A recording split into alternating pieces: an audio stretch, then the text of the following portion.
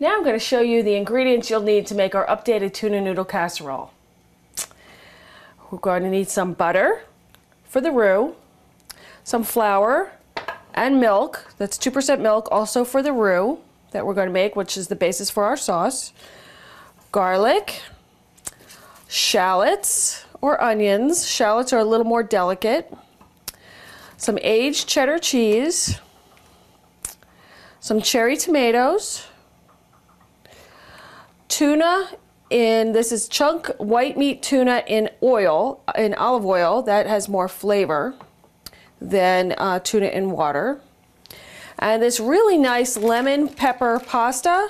It's pappardelle. It's an egg pasta, which is a little more rich and has a nice bite to it. Has lemon and pepper in it.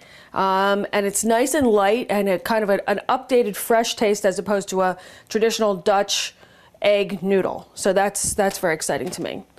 And when we come back, we're going to cook our lemon pepper pappardelle pasta.